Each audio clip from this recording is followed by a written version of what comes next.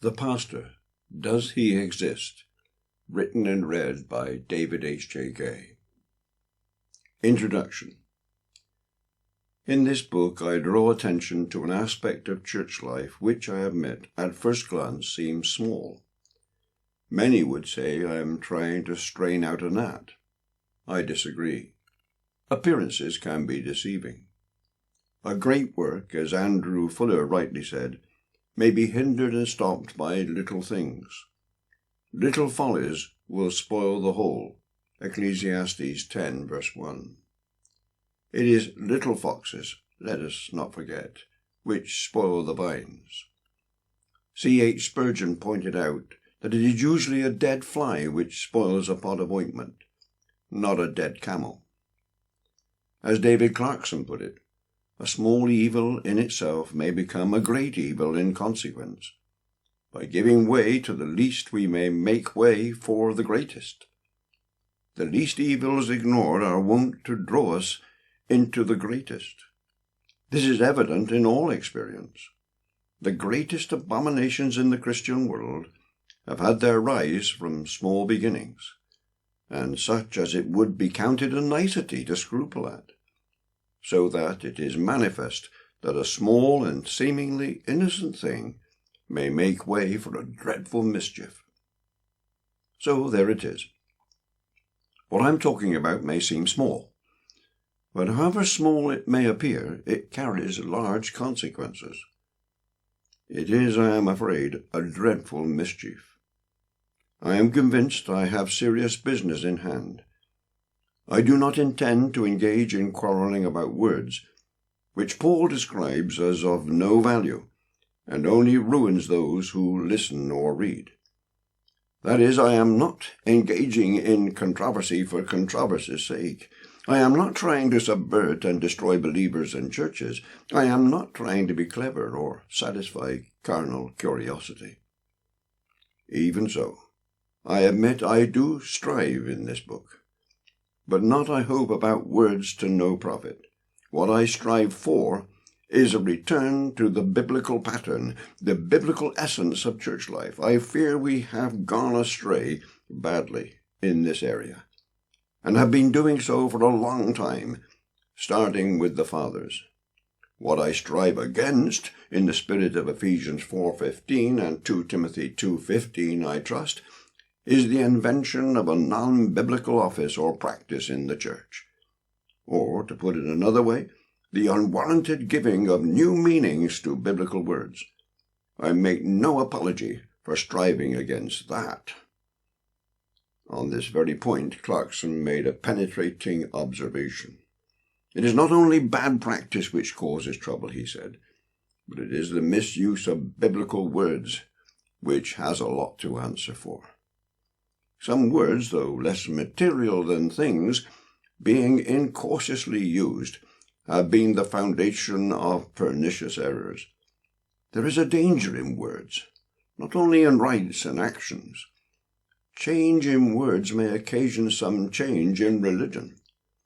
If the ancients, the fathers, had foreseen that their lack of caution in some smaller matters would have been of such pernicious consequences to after ages, they would have kept closer to the rule, both in rites and words, though they had suffered for it. And we, being warned by such experiences, will be left inexcusable if we do not endure the cross, rather than yield to the least thing which may be of dangerous consequence, either to the present or future generations. Small things may be accompanied with such circumstances, effects, and attendants, as may swell them into a monstrous and very formidable bigness. Those things which seem small when you consider them in themselves simply, yet behold them in their concomitants, and you may discern them to be exceeding great evils. Exactly so. Hence my book. I have already spoken of the sensitive nature of this material. I had almost completed my manuscript when I came across this from A.W. Tozer. I use his words as my own. I know how ticklish this matter is, and while my writing this will not win me any friends, I hope it may influence people in the right direction. I hope my writing will influence me in that way. I also hope that I will not fall foul of another of Tozer's pithy observations, but I certainly feel its force. It is true that the Church has suffered from pugnacious men who would rather fight than pray. Nevertheless, as he immediately went on to say, but she has suffered more from timid preachers who would rather be nice than right. I hope I can be right.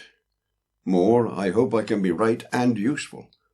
And while I do not claim to have met all the positive criteria he spelled out, I am one with Tozer when he asked, could it be that too many of God's true children, and especially the preachers, are sinning against God by guilty silence? When those whose eyes are opened by the touch of Christ become vocal and active, God may begin to fight again on the side of truth. I, for one, am waiting to hear the loud voices of the prophets and reformers sounding once more over a sluggish and drowsy church. They'll pay a price for their boldness, but the results will be worth it. Now for an even more sensitive matter. I realize that some will not only be offended, they will be hurt by what I say, perhaps deeply. That is not my intention, but I am afraid it will be an inevitable side effect. I have pondered on it. Should I not publish? Well, if so, it wouldn't stop with this volume, would it? Should I not publish, say, on justification by faith, so as to avoid hurting those who fondly cling to the notion that justification is by works? Should I not write against eternal justification, because I might stir up a hornet's nest among the hyper-Calvinists? Should I not publish my convictions on the law, because they fly in the face of Reformed teaching, and contradict the views of valued Reformed friends of many years' standing, and so on? As for those who might be hurt, obviously I have in mind the men who occupy the office raised in my chosen title, the pastor. My words will grieve them, and I am sorry. But I fear that some of these are in pain already, inwardly and secretly, more than they would care to admit. And it may be, just maybe, that what I say might help them see why they are in such a state, and actually bring them a measure of relief. Further, it might make some young man pause before taking a step that he may later deeply regret. Above all, let it be heard loud and clear. I am not talking about particular individuals, but about what I consider to be an invented office, or at the very least, a serious distortion of the New Testament. I am striving for what I see as biblical truth, and biblical truth ought to be brought out. I know we must speak the truth in love, but we must speak it. Scripture does not tell us that love prevents us speaking the truth. Speak it, we must. What is causing anguish for the men in question? Some of them are carrying a burden they dare not name, let alone share. Perhaps they cannot even allow themselves to think about it. They just have to keep grinding on. Let me quote Tozer again. His words resonate. The tendency to make a mere front of religion is strongest among persons engaged in professional Christian service, such as pastors, and those who write, edit, and publish, and promote religion generally. The Christian worker must be always ready to lead in public prayer, or to offer a word of prayer under all sorts of circumstances and in almost every imaginable situation. He must be ready with a spiritual epigram for all occasions, and at a moment's notice must be able to come up with wise and devotional counsel for anyone who might ask for it. The necessity to say the godly thing at all times often forces him to display an enthusiasm he does not feel, and to settle for others questions about which he is not very sure himself. His profession compels him to seem spiritual, whether he is or not. Human nature being what it is, the man of God may soon adopt an air of constant piety and try to appear what the public thinks he is. The fixed smile and hollow tones of the professional cleric are too well known to require further mention. All this show of godliness, by the squeeze of circumstances, and through no fault of the man himself, may become a front behind which the man hides, a plaintive, secretly discouraged and lonely soul. Here is no hypocrisy, no intentional double-living, no actual desire to deceive. The man has been mastered by circumstances. He's been made the keeper of other people's vineyards, but his own vineyard has not been kept. So many demands have been made upon him that they have long ago exhausted his supply. He has been compelled to minister to others while he himself is in desperate need of a physician. It reminds me that not a few comedians live tragic lives which not infrequently end in misery, if not suicide. To make others laugh when one's heart is breaking. Well then, to be the one man in the church who has to carry all the burden, to be jack of all trades in all weathers, to be expected to take responsibility for everything in the congregation and wider, whatever one's own spiritual, mental, or physical condition, to be the expert in all matters theological and spiritual, to be the model believer at all times, never to be off duty, to be at everyone's beck and call, and not forgetting one's own soul in the care of the family. Something worth thinking about if you are the man in question, or if you are one of those who has loaded everything onto him. Really, this book does sound a miserable read or listen, doesn't it? Before you run away with that impression, let these encouraging words from Tozer sink in. Our wisest course will be not timidly to skirt this subject, but to face up to it, and deal with it courageously. While this condition prevails more widely than we like to admit, it must not be accepted as inevitable. There is a better, a truer, a happier way, and it is not hard to find. We need only be bold and frank about the whole thing, and the remedy will soon be discovered. Yes, but before we get to the remedy, we need to unearth the cause of the trouble, painful though that may be. This book follows on directly from The Priesthood of All Believers. As I showed in that work, every believer is a royal priest by virtue of his union with Christ. What I write against in this book comes about largely because the doctrine of the priesthood of all believers has been abused, ignored, forgotten, or simply unknown. It is worse. The universal priesthood of all believers has largely been replaced by the special priesthood of the few.